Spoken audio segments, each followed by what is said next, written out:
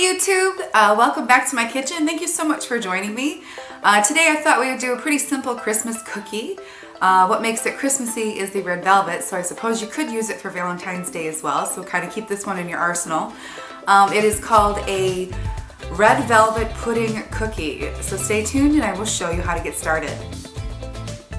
Alright, to get started with our red velvet pudding cookies, we're going to take 2 1/4 cup of flour and add it to our mixing bowl.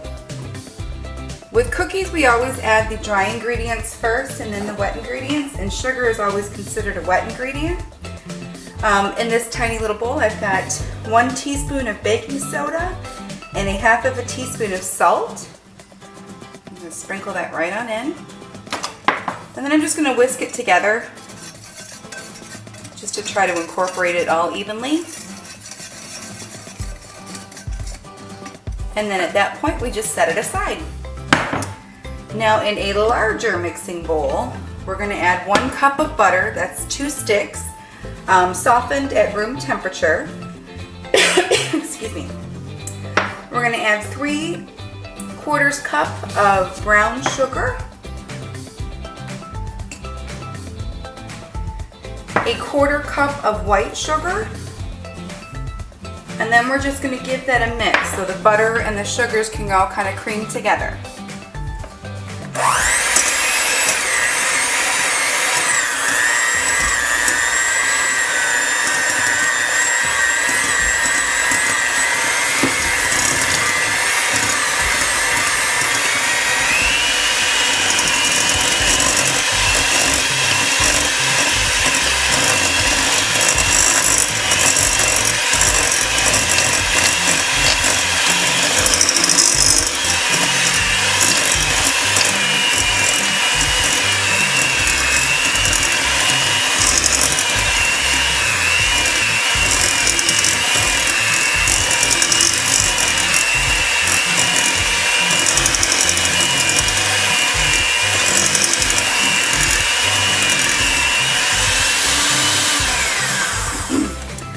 Make sure they're nicely creamed together.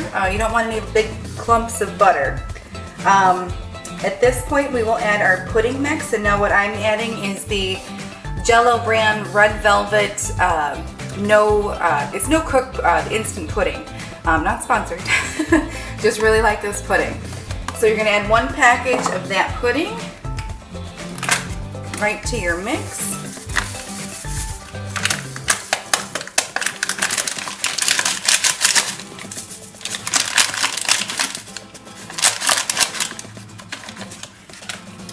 And go ahead and mix that in at this point.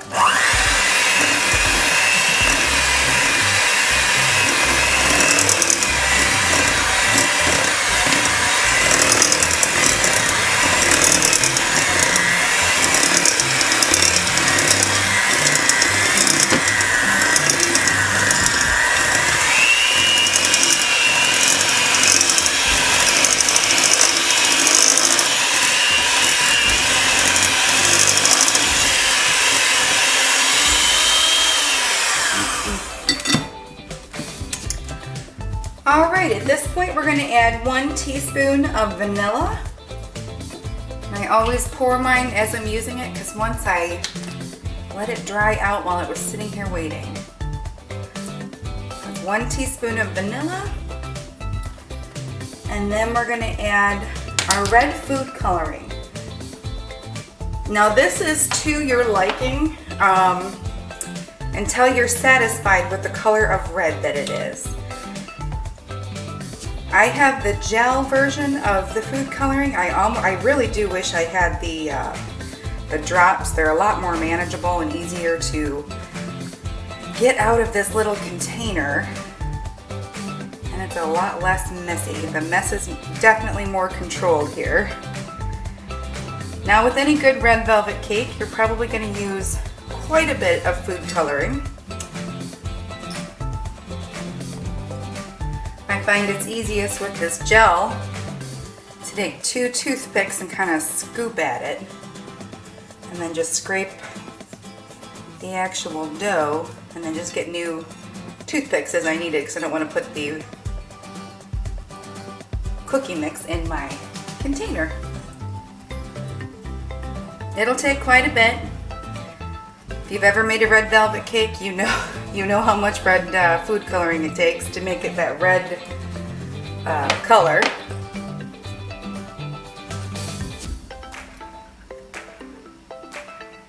Okay, at this point I'm going to mix it up and see what color of red it is, and if I'm happy with it, then we'll keep going to the next step.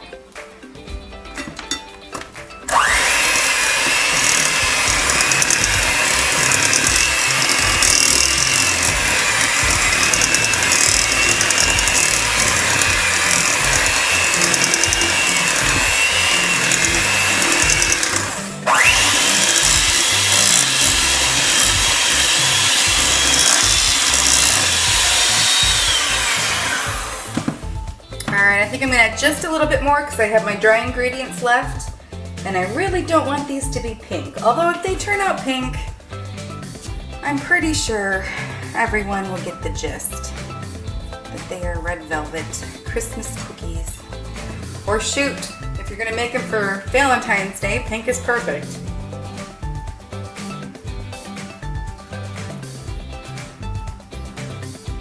I really want this nice red color.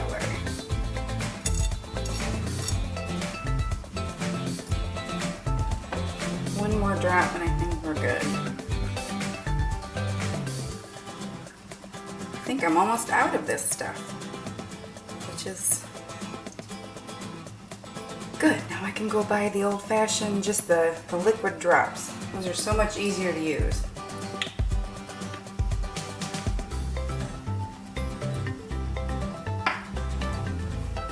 Ooh, I got red food coloring on my fingers. That's all right.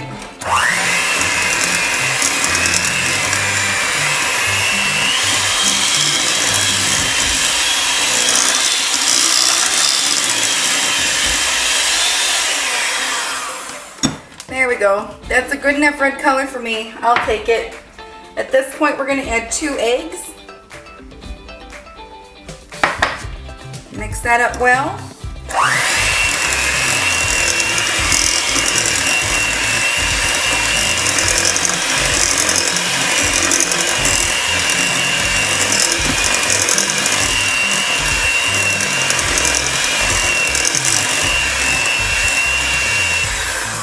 Alright, now we're going to want to add our dry ingredients to our wet ingredients. And I like to do it like the first half of the batch now, and then I'll mix in the rest at the second point.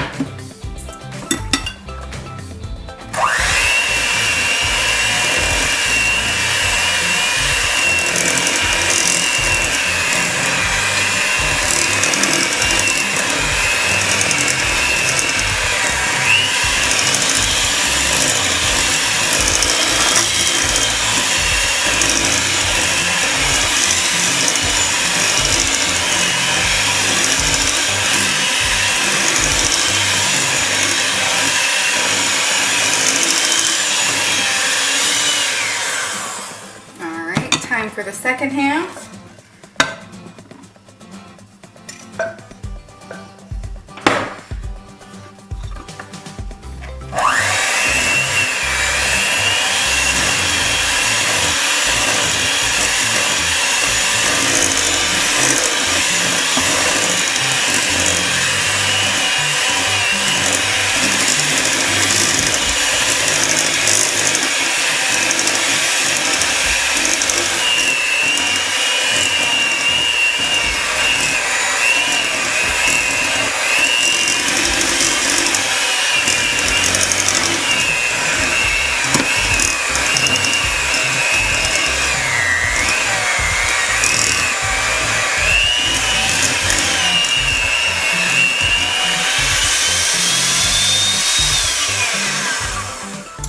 Dough got pretty thick on me, but that's okay. It's just gonna be a pretty decadent cookie.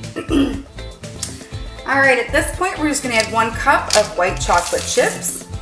You could use chocolate chips if you want here too. I just thought the white with the red might look pretty cute. And we're always gonna wanna stir these in by hand because our mixer would kind of chop up our chips and it wouldn't look very nice.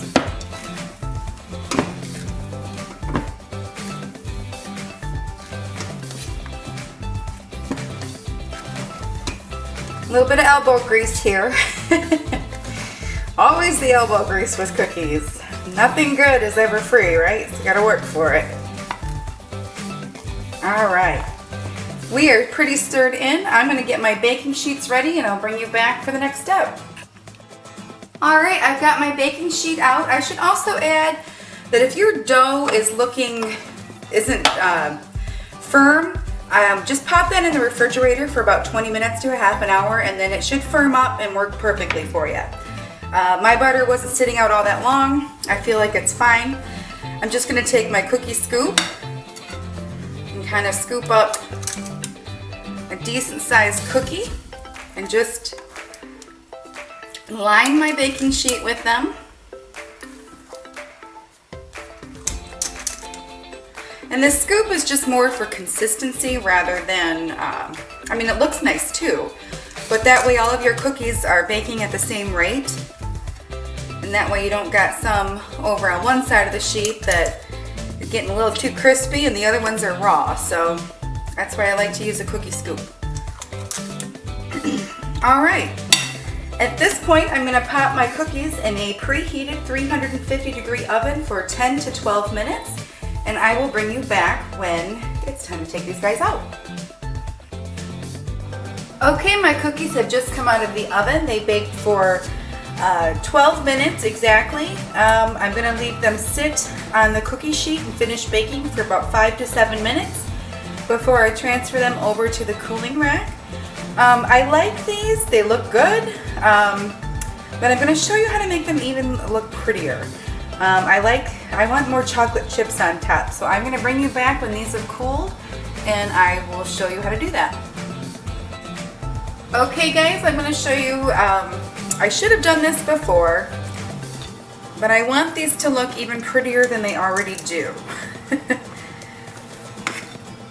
So I'm just gonna ball up some more cookie dough, use my cookie scoop, and make a few more cookies.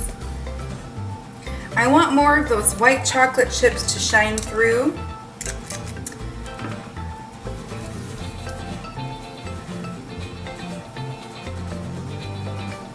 It's not all that difficult to do. I'm not sure why I didn't do this before. And this is simply just for aesthetic purposes only. But you're just going to take some of your white chocolate chips and press them right in the top of your cookies. Make sure they don't get on your baking sheet because that'll just melt and it's kind of a waste of chocolate. But just press them right in. And now we should get a really pretty cookie when they're finished baking, where you can kind of see the white chocolate chips on top. Alright, I'll finish this up and bring you back when they're done. Okay, my cookies have baked for 12 minutes, and as you can see, the chocolate chips on top, they're much prettier this time. So that's what I would suggest here. If you liked today's video, please give me a thumbs up, and if you like what I do here, I'd love to have you as part of our family here on the channel. So hit that subscribe button so you don't miss out on any more videos. I hope you guys are all having a very Merry Christmas and enjoy the rest of your day.